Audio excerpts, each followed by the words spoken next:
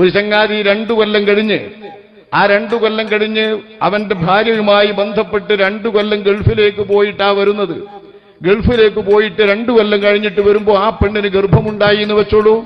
ആ പെണ്ണിന് ഗർഭമുള്ളപ്പോൾ നമ്മൾ പെട്ടെന്ന് വിധി എഴുതും. എന്താ വിധി എഴുതുക? ഇവൻ പോയി വന്നതിന് ശേഷം ഇവൻ ബന്ധപ്പെടാതെ ഉണ്ടായ ഗർഭമാണെന്ന്. അത് വിധി എഴുതുകയല്ല, അതൊരു യാഥാർത്ഥ്യമാണ്. ഒരാൾ ഗൾഫിലേക്ക് പോവുകയാണ്, 2 വർഷത്തേക്കാണ് പോകുന്നത്. 2 വർഷം എന്ന് പറഞ്ഞു കഴിഞ്ഞാൽ 24 മാസമുണ്ട് മൂല്യരെ. ഗർഭം ഉമ്മയുടെ വയറ്റിൽ ഈ ബീജം അതൊരു രക്തത്തുള്ളിയാവുകയും ആ രക്തത്തുള്ളി ഒരു മാംസപിണ്ഡമാവുകയും ആ മാംസപിണ്ഡത്തിന് പരിണാമം സംഭവിച്ചുകൊണ്ട് അല്ലെങ്കിൽ മാറ്റങ്ങൾ സംഭവിച്ചുകൊണ്ട് പരിശുദ്ധ ഖുർആൻ വളരെ വ്യക്തമായിക്കൊണ്ട് പഠിപ്പിച്ച കാര്യമാണ്. അങ്ങനെ ആ മാംസപിണ്ഡത്തിൽ മാറ്റങ്ങൾ സംഭവിച്ചുകൊണ്ട് അതിൽ എല്ലുണ്ടാവുകയും മജ്ജയുണ്ടാവുകയും അതുപോലെ തന്നെ ഇറച്ചി ഉണ്ടാവുകയും തൊലി ഉണ്ടാവുകയും മുടി ഉണ്ടാവുകയും നഖമുണ്ടാവുകയും കണ്ണും അതുപോലെ എല്ലാ അവയവങ്ങളും ഉണ്ടായിക്കൊണ്ട് ആ കുട്ടി 10 മാസത്തിന് മുമ്പ് ഈ ഭൂലോകത്തേക്ക് പ്രസവിക്കപ്പെടും. അതാണ് വൈദ്യശാസ്ത്രം പറയുന്നതും അതാണ് ഇന്നേ വരെ കണ്ടുവന്നിട്ടുള്ളതും. പിന്നെ 2 വർഷം മുമ്പ് ഗൾഫ് പോയ ഒരാൾ ഇവിടെ തിരിച്ചു വരികയാണ്, 24 മാസം കഴിഞ്ഞിട്ട് തിരിച്ചു വരിക. അപ്പോൾ അയാളെ ഭാര്യ ഗർഭിണിയായിട്ട് ഇരിക്കുകയാണെന്നുണ്ടെങ്കിൽ എന്താണ് അവിടെ നമ്മൾ അടിസ്ഥാനമാക്കേണ്ടത്? അവിടെ നാട്ടുനടപ്പ്, പ്രകൃതി നിയമം, അതൊക്കെ എന്താണ്? നിങ്ങൾ വിശ്വസിക്കും? അങ്ങനെ നിങ്ങൾ ഗൾഫിലേക്ക് പോവുകയാണ്, ഒരു 2 അല്ലെങ്കിൽ 1.5 കൊല്ലത്തേക്ക് പോയിക്കോളി. നിങ്ങൾ 2 കൊല്ലം പോകണ്ട. നജീബ് മൗലവി ഒരു 1.5 കൊല്ലത്തേക്ക് ഗൾഫിലേക്ക് പോവുക. 1.5 കൊല്ലം കഴിഞ്ഞിട്ട് വരുമ്പോൾ ഭാര്യ ഗർഭിണിയായിട്ട് ഇങ്ങനെ ഇരിക്കുകയാണെന്നുണ്ടെങ്കിൽ എന്താ മൂല്യരെ നിങ്ങൾ ചെയ്യുക? ആ ഒരു ലെവലിലാണെന്നുണ്ടെങ്കിൽ നിങ്ങളത് അംഗീകരിക്കുമോ? നിങ്ങൾ അംഗീകരിക്കും എന്നാണ് നിങ്ങളുടെ സംസാരത്തിൽ നിന്ന് മനസ്സിലായത്. പക്ഷേ അണ്ടിയോട് അടുക്കുമ്പോഴേ മാങ്ങയുടെ പുളി അറിയുള്ളൂ. നിങ്ങൾ അംഗീകരിക്കൂല എന്നുള്ളത് തന്നെയാണ് പറയാനുള്ളത്. എന്തായാലും നിങ്ങൾ പറയും. തീർത്തും അങ്ങനെ വിധി എഴുതാനൊന്നും നമുക്ക് കഴിയൂല.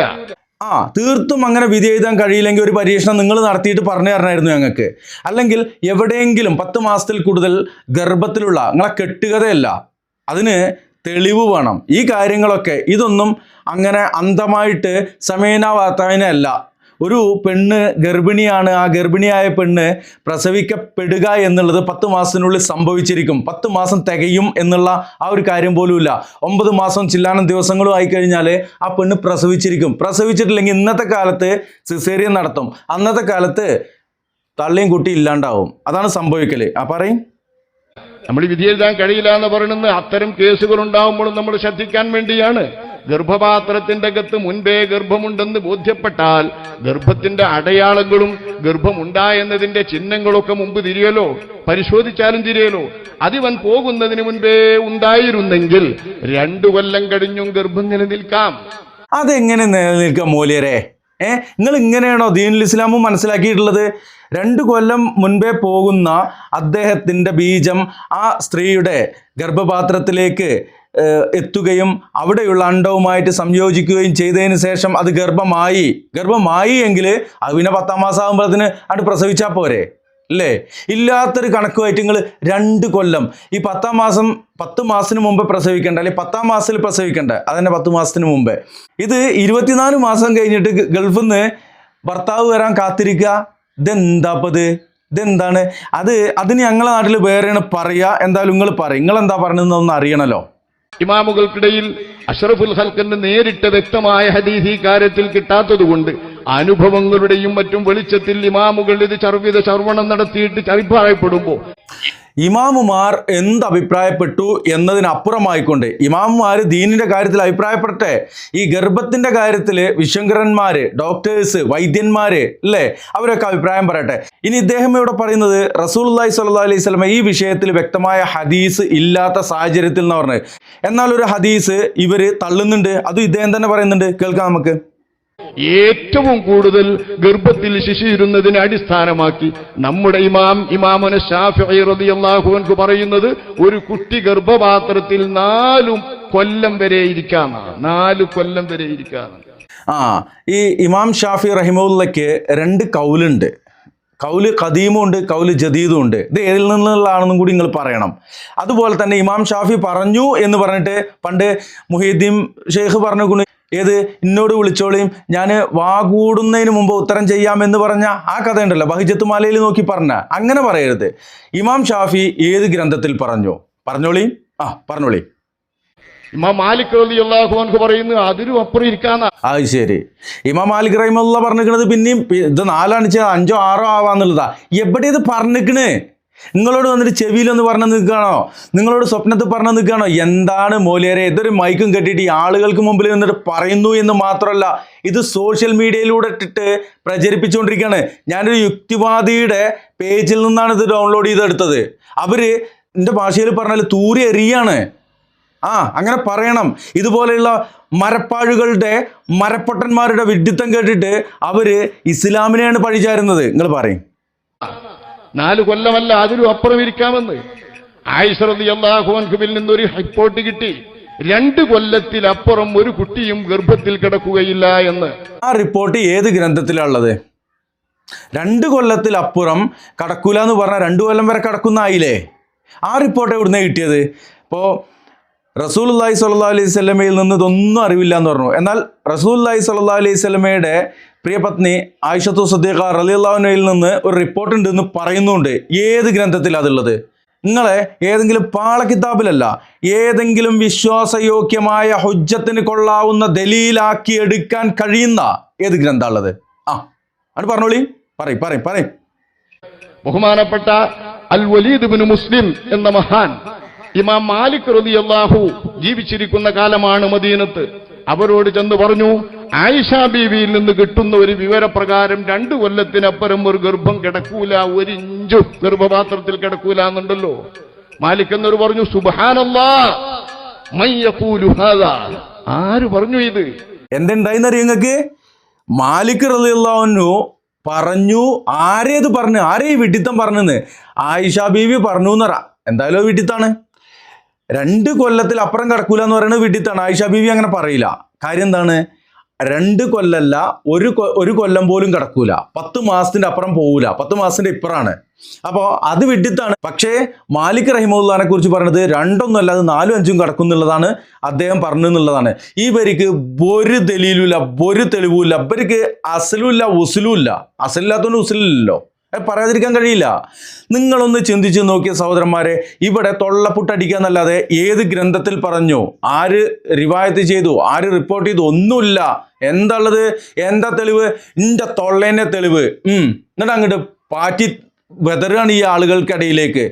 എവിടെയെങ്കിലും, ഇനി അതൊക്കെ പോട്ടെ, ഇവരെ കിതാബിലുണ്ട് എന്നുള്ളതല്ല, എവിടെയെങ്കിലും അങ്ങനെ സംഭവിച്ചിട്ടുണ്ടോ? നിങ്ങൾ ആരെങ്കിലും അറിഞ്ഞിട്ടുണ്ടോ? പറയട്ടെ. ഹാദിഹി ജാറത്തുന ഇംറാത്തു മുഹമ്മദ് ബിൻ ഇജ്ലാൻ, നമ്മുടെ അയൽവാസിനിയായ ഒരു പെണ്ണ്, നമ്മുടെ അടുത്ത് താമസിക്കുന്ന ഒരു പെണ്ണ്, മുഹമ്മദ് ബിൻ ഇജ്ലാൻ എന്നവരുടെ ഭാര്യ, തഹ്മിലു വതളഉ ഫീ 4 സിനീൻ, 4 കൊല്ലത്തിനകത്ത് ഗർഭം ചുമന്നിട്ടാണ് അവർ പ്രസവിച്ചത്. മാലിക് റഹിമഹുല്ലായെ കുറിച്ച് കള്ളം പറയുന്ന ഉസ്താദെ, നിങ്ങൾ പറയണം ഏത് ഗ്രന്ഥത്തിലാണ് മാലിക് റഹിമഹുല്ല ഇത് പറഞ്ഞിട്ടുള്ളത്? മാലിക് റഹിമഹുല്ലയുടെ ഏത് ഗ്രന്ഥത്തിലാണ് ഇതുള്ളത്? ആരെങ്കിലും എന്തെങ്കിലും തൊള്ളപ്പുട്ട് എഴുതി വെച്ച് എടുത്ത് പാറ്റാണോ ഈ ആളുകൾക്ക് മുമ്പിൽ നിന്നിട്ട് ചെയ്യേണ്ടത്? തള്ളുകയാണോ ചെയ്യേണ്ടത്? ആണോ? പറയും. ഒരിക്കൽ മാത്രമല്ല 3 കുഞ്ഞുങ്ങളെ പ്രസവിച്ചത്. ഇംറാത്തു സിദ്ദിഖിൻ വറജുലുഹാ റജുലു സിദ്ദിഖിൻ, നല്ല സത്യവതിയായ പെണ്ണാണ്, കള്ളം പറയില്ല. സത്യവതിയായ ആണാണ്, കള്ളം പറയില്ല. മുഹമ്മദ് ബിൻ ഇജ്ലാൻ എന്നവർക്കുള്ള 3 മക്കളും 12 കൊല്ലം കൊണ്ട് 4 മാസം ഗർഭത്തിലിരുന്ന ശേഷമാണ് പ്രസവിക്കുന്നത് എന്ന് ബഹുമാനപ്പെട്ട മാലിക് റളിയല്ലാഹു അൻഹു തന്റെ അയൽവാസിയായി താമസിക്കുന്ന ഒരു പെണ്ണിനെ കുറിച്ച് വിവരം പറയുമ്പോ, എവിടെ പറയുമ്പോ അത് നിങ്ങൾ പറയുന്നില്ലല്ലോ. നിങ്ങൾ മായാവി കഥയും ഡിങ്കൻ കഥയും കബീഷ് കഥയും കുട്ടൂസൻ കഥയും ഡാഗിനി കഥയും അതുപോലെ തന്നെ വിക്രമനും മുത്തുവും രാജുവും രാധയും ഒക്കെ പറയുന്നുണ്ട്. പക്ഷേ ഇത് എവിടെ പറഞ്ഞു? ബാലമംഗലത്ത് പറഞ്ഞ് ഞങ്ങൾ എടുക്കൂലേ, ബാലരമി പറഞ്ഞു കൊടുക്കൂല, ബാലഭൂമി പറഞ്ഞു കൊടുക്കൂല, അമർ ചിത്രകഥയെ പറഞ്ഞു കൊടുക്കൂല. ഇത് എവിടെ പറഞ്ഞിരിക്കുന്നത്? മാലിക് റഹിമഹുല്ല എവിടെയാണ് ഇത് രേഖപ്പെടുത്തിയിട്ടുള്ളത്? പറഞ്ഞോളി, വേം പറഞ്ഞോളി. ആ പെണ്ണിന്റെ മുഹമ്മദ് ബിൻ ഇജ്ലാന്റെ ഭാര്യയുടെ ഈ 4 കൊല്ലത്തെ ഗർഭത്തിലെ 12 കൊല്ലത്തിന്റെ പേരിൽ അവരെ പറ്റി ബഹുമാനപ്പെട്ട മുബാറക് എന്നവർ വിവരിക്കുന്ന ഒരു വിവരമുണ്ട്. മഷ്ഹൂറുൻ ഇൻദനാ മുബാറക് ബിൻ മുജാഹിദ്, മുജാഹിദ് എന്നവരുടെ പുത്രനാണ് മുബാറക്. അവർ വിവരിക്കുന്നു മഷ്ഹൂറുൻ ഇൻദനാ. മുജാഹിദ് റഹിമുല്ല അദ്ദേഹം താബിയാണ്. ആ താബിയന്റെ പുത്രനായിക്കൊണ്ടുള്ള ആള് കുറിക്കുന്നു, അത് നല്ലതാണെന്നൊക്കെ കുറിക്കുന്നുണ്ട്. എന്തിലാ കുറിച്ചിക്കണെന്ന് നിങ്ങൾ പറയാത്ത? 1ാം ക്ലാസ് നിങ്ങൾക്ക് വാങ്ങി തന്ന സ്ലൈറ്റിലാണോ കുറിച്ചത്? അതോ LKGയിലേക്ക് വാങ്ങി തന്ന 2 വരെ കോപ്പിയിലാണോ? 2 വരെ കോപ്പി ഉണ്ടാവില്ല, 4 വരെ കോപ്പിയിലാണോ? ആണോ? എവിടെ ഇത് കുറിച്ചിട്ടുള്ളത്? ഏത് ഗ്രന്ഥത്തിലാണുള്ളത്? എന്തെങ്കിലും തൊള്ളപ്പുട്ടടിച്ചിട്ട് ഈ പാവങ്ങൾ ഇങ്ങനെ പറ്റിക്കല്ല മൂല്യക്കന്മാരെ. 4 കൊല്ലം ഗർഭം, അതൊന്നല്ല രസം. ഒരു സഹോദരൻ ഗൾഫിക്ക് പോയി 2 കൊല്ലം 3 കൊല്ലം, പണ്ടൊക്കെ 3 കൊല്ലമാണല്ലോ, ഇപ്പോഴല്ലേ 6 മാസം കൂടുമ്പോൾ വന്നു പോകണത്, അല്ലെങ്കിൽ 1 കൊല്ലത്തിലൊക്കെ വന്നു പോകണത്. ഇപ്പോൾ കമ്പനി ടിക്കറ്റൊക്കെ ഉണ്ട്. പണ്ട് ശമ്പളം ഉണ്ടാവില്ല, ടിക്കറ്റിന് വരും ചാർജ് ആവും. അപ്പം എന്ത് ചെയ്യും? 4 കൊല്ലമൊക്കെ നിൽക്കും സാധുക്കൾ. ഇവിടുന്ന് ഗൾഫിക്ക് പോവുകയാണ്, 2 കൊല്ലത്തേക്കോ 3 കൊല്ലത്തേക്കോ ഗൾഫിക്ക് പോവുകയാണ്. മൂപ്പര് പോയിട്ട് വരുമ്പോഴും മൂപ്പര സഹധർമ്മിണി ഇങ്ങനെ വയറും താങ്ങിയിട്ട് പൂർണ്ണ ഗർഭിണിയായിട്ട് ഇങ്ങനെ നടക്കുക. ഞാൻ ഇപ്പോൾ പോയിട്ട് ഇപ്പോൾ 3-4 കൊല്ലമായാലോ, എന്താ പബ്ലിക്ക് പറ്റിയത്? നമ്മളെ കിതാബിലുണ്ട് എന്ത് 4 കൊല്ലം ഗർഭം ചുമക്കുന്ന്. എന്തിനാ മൗലിയരെ ഇമ്മാരി വിടുവായത്തം പറഞ്ഞുകൊണ്ട് മറ്റുള്ള ആളുകളെ കൊണ്ട് ഇസ്ലാമിനെ ഇങ്ങനെ നിങ്ങൾ കുറ്റം പറയിപ്പിക്കുന്നത്? അങ്ങനെ ഒരു സംഭവം വൈദ്യശാസ്ത്രം സ്ഥിരീകരിച്ചിട്ടില്ല. ഇനി വൈദ്യശാസ്ത്രം സ്ഥിരീകരിച്ച് മാത്രമേ ഇസ്ലാമിലുള്ളൂ. ഇങ്ങനത്തെ കാര്യങ്ങളൊക്കെ അള്ളാന്റെ റസൂല് വ്യക്തമായിട്ട് പറയും. ഇങ്ങനെ ഉണ്ടെങ്കിൽ വൈദ്യശാസ്ത്രം ഇതുവരെയും സ്ഥിരീകരിക്കാത്തൊരു കാര്യം നമ്മുടെ ജീവിതത്തിൽ വന്നു പോകുന്നുണ്ടെങ്കിൽ അത് റസൂലുള്ളയോ അള്ളാഹു സുബ്ഹാനഹു വ തആലയോ ഒരു സൂചന നൽകിയിട്ടുണ്ടാകും. മുസ്ലിം വിശ്വാസികൾക്ക് അത് മതി, മുസ്ലിം നാമധാരികൾക്ക് അതൊന്നും വേണ്ട. ഓലെ തൊള്ളപ്പുട്ട് മതി, സ്വപ്നം മതി, ആരെങ്കിലും പറഞ്ഞത് മതി എന്ന് പറഞ്ഞുകൊണ്ട് ഇങ്ങനെ മൈക്കിൻ്റെ മുമ്പിൽ നിന്നിട്ട് ഈ ആളുകളെ പറ്റിക്കല്ല മൂല്യരെ. വല്ലാത്ത ജാതി തള്ളായി പോയി നിങ്ങളതൊക്കെ.